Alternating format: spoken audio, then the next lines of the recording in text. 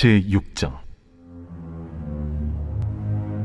그 후에 예수께서 디베랴의 갈릴리 바다 건너편으로 가심에 큰 무리가 따르니 이는 병자들에게 행하시는 표적을 보았음이로라.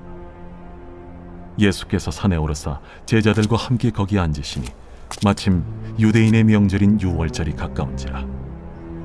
예수께서 눈을 들어 큰 무리가 자기에게로 오는 것을 보시고 빌립에게 이르시되 우리가 어디서 떡을 사서 이 사람들을 먹이겠느냐? 이렇게 말씀하심은 친히 어떻게 하실지를 아시고 빌립을 시험하고자 하심이라. 각 사람으로 조금씩 받게 할지라도 200데나리온의 떡이 부족하리이다. 제자 중 하나 곧 시몬 베드로의 형제 안드레가 예수께 여짜오되 여기 한 아이가 있어 보리떡 5개와 물고기 2마리를 가지고 있나이다. 그러나 그것이 이 많은 사람에게 얼마나 되겠사옵나이까? 이 사람들로 앉게 하라. 하시니 그곳에 잔디가 많은지라 사람들이 앉으니 수가 5,000명쯤 되더라. 예수께서 떡을 가져 축사하신 후에 앉아있는 자들에게 나눠주시고 물고기도 그렇게 그들의 원대로 주시니라. 그들이 배부른 후에 예수께서 제자들에게 이르시되 남은 조각을 거두고 버리는 것이 없게 하라. 이에 거두니 보리떡 5개로 먹고 남은 조각이 12바구니에 찼더라. 그 사람들이 예수께서 행하신 이 표적을 보고 말하되 이는 참으로 세상에 오실 그 선지자라. 그러므로 예수께서 그들이 와서 자기를 억지로 붙들어 임금으로 삼으려는 줄 아시고 다시 혼자 산으로 떠나가시니라.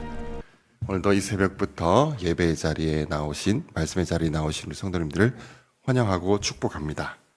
전 지난 설교까지 사도행전의 말씀으로 새벽 기도의 설교를 준비했습니다. 그리고 이번 주에도 사도행전을 전할 기회가 있을 것 같은데 오늘은 좀 별식처럼 좀 다른 본문을 가지고 말씀을 전하려고 합니다. 이 별식으로 준비한 말씀이라서 그런지 내용도 먹는 내용으로 준비를 했습니다.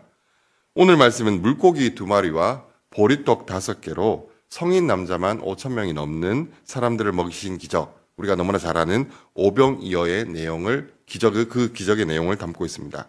우리에게 익숙한 이 오병이어의 기적은요, 부활을 제외하고 나면은 사복음서 모두에 기록된 예수님의 기적 중에서 유일한 기적이 바로 이 오병이어의 기적입니다. 그래서 마태복음, 마가복음, 누가복음, 요한복음 모두에 기록된 기적이 바로 이 오병이어의 기적입니다. 자, 오늘 본문에서는요, 예수님께서 갈릴리 바다 건너편으로 가셨을 때 큰 무리가 예수님을 따르는 내용으로 시작하고 있습니다. 그 큰 무리가 예수님을 따라오는 이유에 대해서 2절에 나오는데 그것은 예수님께서 병자들에게 행하시는 표적을 보았기 때문이라고 말씀하고 있습니다. 예수님을 따르는 이들 중 대부분은 예수님의 말씀을 듣고 그 말씀에 순종하는 제자가 되기 위해서라기보다는 예수님께서 행하시는 또 다른 기적을 볼 수 있을까라는 기대감을 가지고 예수님을 쫓아다니는 사람들이었습니다. 누가복음 11장 29절에서는 예수님께서 행하시는 그 표적을 구하는 이들을 향해서 이렇게 말씀을 하고 있습니다. 이 세대는 악한 세대라. 표적을 구하되 요나의 표적밖에는 보일 표적이 없나니. 이 기적을 보여달라는 사람들을 향해서 악한 세대라고 말씀하고 있습니다. 그러면서 계속 무엇이라고 얘기를 하시냐면요, 솔로몬의 지혜로운 말을 들으려고 땅끝에서 왔던 남방 여왕이 이 사람들을 정죄할 것이다. 이 세대 사람들을 정죄할 것이다. 그리고 요나의 전도를 듣고 회개하였던 니느웨 사람들이 이 세대의 사람들을 정죄할 것이다 라고 이야기를 하고 있습니다.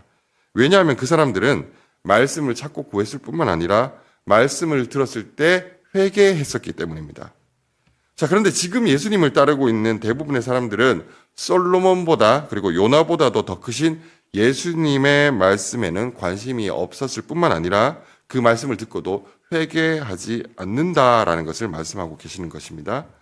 그들은 그저 예수님께서 행하시는 기적에만 흥미를 가지고 있었을 뿐 예수님의 말씀과 진정으로 예수님이 누구이신지에 대해서는 별로 관심이 없었던 것입니다.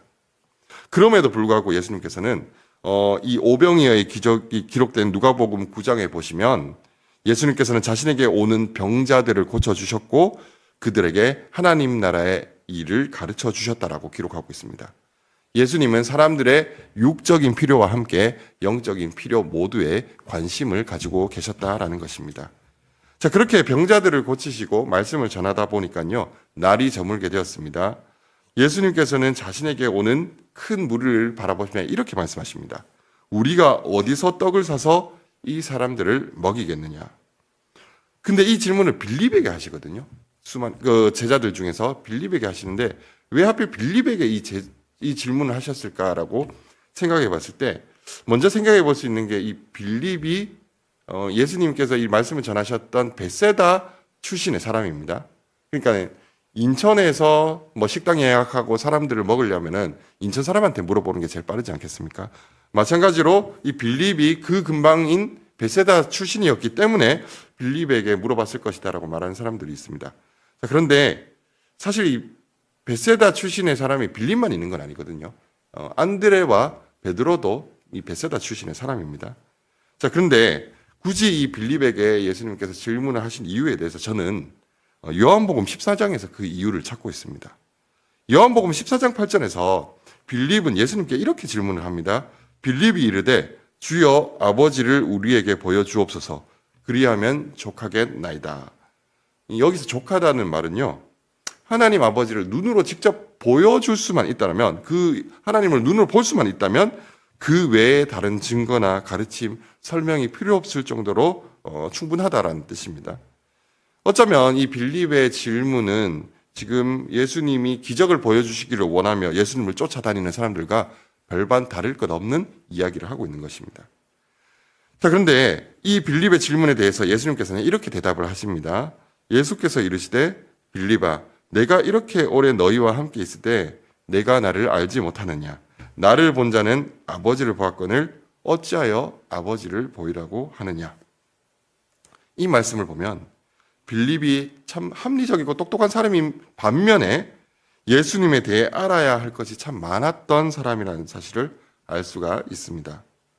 오늘 본문에서 예수님이 빌립에게 질문하신 이유는 예수님과 하나님이 어떤 분이신지 제대로 알지 못하는 빌립에게 오병이어의 기적을 통해 예수님이 어떤 분이신지를 알려주려고 했던 의도로 보입니다.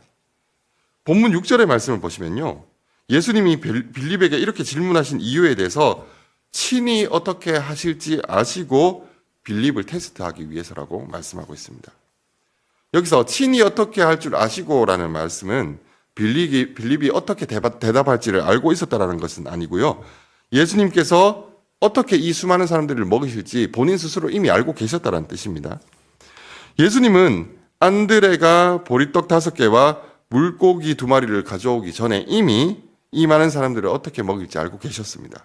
그런데도 빌립에게 물어본 것은 그를 테스트하기 위함이었습니다. 빌립은 예수님의 이 테스트, 시험에 통과했을까요? 빌립은 이렇게 대답합니다. 각 사람으로 조금씩 받게 할지라도 200데나리온의 떡이 부족하니이다. 이것이 예수님께서 원하시는 정답이었을까요?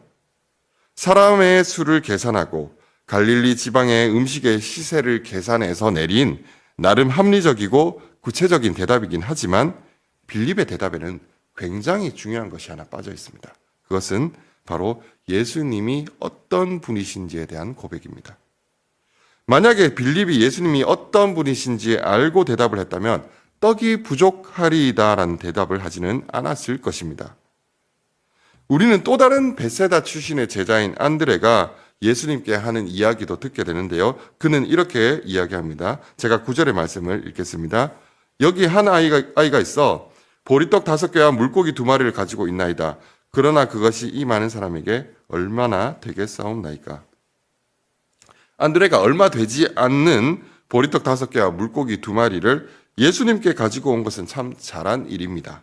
하지만 그의 말에서도 예수님이 어떤 분이신지에 대한 고백은 찾아볼 수 없습니다. 그는 자신들이 가진 것이 너무 보잘것없음을 바라보고 있었을 뿐입니다. 그런데 저와 성도님들도 그럴 때가 있지 않습니까? 우리에게 문제가 있을 때 빌립이 봤던 것처럼 내 주변의 상황이나 안드레가 봤던 것처럼 우리가 가진 것들에 집중할 때가 많지 않습니까? 어쩌면 저와 여러분 이 자리에 기도하러 오신 분들도 이미 나의 상황과 내가 가진 것에 대한 계산을 마치고 그에 따라 준비한 해결책을 하나님께 결제받기 위해 이 자리에 온 것일지도 모릅니다. 그러나 우리가 문제 가운데서 주목해야 할 것은 우리를 둘러싼 상황도 아니고 우리가 무엇을 얼마나 가졌느냐도 아닙니다. 우리가 바라봐야 하는 것은 문제 위에 계시는 예수님이십니다. 예수님께서는 돈도 떡도 없는 이 상황 속에서 이 문제를 어떻게 해결하실까요? 제가 11절에서 13절까지의 말씀을 읽겠습니다. 예수께서 떡을 가져 축사하신 후에 앉아있는 자들에게 나눠주시고 물고기도 그렇게 그들의 원대로 주시니라. 그들이 배부른 후에 예수께서 제자들에게 이르시되 남은 조각을 거두고 버리는 것이 없게 하라 하심으로 이에 거두니 보리떡 5개로 먹고 남은 조각이 12바구니에 찼더라. 성도님들, 예수님께서 보리떡 5개와 물고기 2마리를 축사하시고 나누어 주셨을 때 그들이 배불리 먹고도 처음 가지고 있었던 것보다 훨씬 많은 12광주리의 떡이 남게 되었습니다. 오늘 기도하실 때 예수님은 우리의 상황과 환경을 훨씬 뛰어넘어서 역사하시는 분이라는 사실을 믿고 구하시기를 바랍니다. 예수님께서 우리의 상황 가운데 축복하실 때에 우리가 상상할 수 없는 놀라운 기적이 일어날 수 있습니다. 이 기적으로 인해 그곳에 있던 수많은 사람들이 예수님이 참으로 세상에 오실 그 선지자다라는 사실을 알게 되었습니다. 그리고 예수님을 붙들어서 억지로 임금으로 삼으려고 했습니다. 자, 이 내용을 보시고 사람들이 이제 예수님이 자신들을 죄에서 구원하실 메시아로 믿게 되었다, 깨닫게 되었다라는 것으로 보시면 안 됩니다. 그들이 말하는 세상에 오실 그 선지자에 관한 내용이 신명기 18장 15절에 나옵니다. 구약 신명기에 나오는데 그 내용이 이렇습니다. 내 하나님 여호와께서 너희 가운데 내 형제 중에서 너를 위하여 나와 같은 선지자 하나를 일으키시리니 너희는 그의 말을 들을지니라. 이 신명기의 말씀을 전하고 있는 사람은 모세이죠. 자, 따라서 이 신명기의 말씀은 모세와 같은 선지자로 오실 예수님을 예언하는 말씀입니다. 자, 사람들이 그런데 이 예수님을 모세와 같은 선지자로 대번에 알 수 있었던 이유는 바로 예수님이 모세와 같이 모세가 만나를 먹인 것과 같이 백성들에게 하늘에서 내려오는 떡을 먹이셨기 때문입니다. 오늘 이 오병이의 기적을 통해서요. 사람들은 우리에게 떡을 주시는 저분이 바로 모세와 같은 선지자라고 깨달았던 것입니다. 그러나 예수님께서는 사람들에게 만나와 같이 먹어도 결국 죽을 수밖에 없는 그런 떡을 주시기 위해 오신 분이 아니라 바로 생명의 떡, 참된 생명을 주시는 그분 자신의 피와 살을 우리에게 주시기 위해 이 땅에 오신 분이셨습니다. 예수님께서는 그분의 백성들이 단지 배고픔의 문제를 해결하는 것만이 아니라 자신이 바로 생명을 주기 위해 이 땅에 오신 하나님의 떡임을 알기를 원하셨습니다. 우리는 우리의 삶 가운데 문제가 있을 때 예수님이 어떤 분이신지를 기억하기보다는 우리와의 상황과 환경을 바라보게 됩니다. 우리가 문제에 집중하는 것이 아니라 우리의 환경을 바라보는 것이 아니라 문제 위에 계시는 하나님을 바라보는 믿음을 가질 수 있게 해달라고 기도하기를 원합니다. 예수님께서도 우리가 문제를 해결받는 것에 분명히 깊은 관심을 가지고 계십니다. 우리의 머리털까지도 세시는 하나님은 우리의 영적인 필요만이 아니라 우리의 육적인 필요에도 관심이 있으시고 그 문제를 해결해 주시기를 원하십니다. 하지만 단지 그것으로 끝나서는 안 됩니다. 하나님은 우리가 지니고 있는 그리고 우리가 겪고 있는 그 문제를 통해서 예수 그리스도가 진정으로 어떤 분이신지를 알기를 원하십니다. 그렇게 예수님을 알아갈 때에 우리는 더 이상 문제 해결을 위해서 예수님을 쫓아 살아가는 삶이 아니라 나를 위해 생명까지도 아끼지 않고 내어주신 예수님을 따르는 그 말씀에 순종하는 제자의 삶을 살 수 있게 되는 것입니다. 오늘 나에게 허락하신 하루의 삶 속에서 풍성한 생명을 주시기 위해 이 땅에 오신 예수 그리스도를 더욱 알아가는 은혜가 넘치시기를 소망합니다. 제가 기도하겠습니다. 하나님 아버지 감사합니다. 예수님께서는 우리의 삶의 작은 문제까지도 관심을 가지시고 그 문제를 해결해 주시기를 원한다는 사실을 깨닫게 되었습니다. 하지만 우리의 삶의 문제를 해결하는 것만이 우리의 목적이 아니라 정말 우리의 삶의 모든 그 걸음들을 통해서 날마다 예수님을 조금 더 알아가고 그 예수님을 닮아가는 복된 제자의 삶을 살아갈 수 있도록 은혜 베풀어 주시옵소서. 우리의 삶의 문제들을 가지고 오늘 주님 앞에 기도할 것입니다. 우리가 생각하는 것보다 더 놀라운 기적으로 예수 그리스도께서 우리의 삶에 축복하여 주시기를 원합니다. 그리고 그 일을 통해서 더욱더 예수님 닮아가는 복된 은혜가 있게 하여 주시옵소서. 이번 말씀 예수님의 이름으로 기도드리옵나이다. 아멘.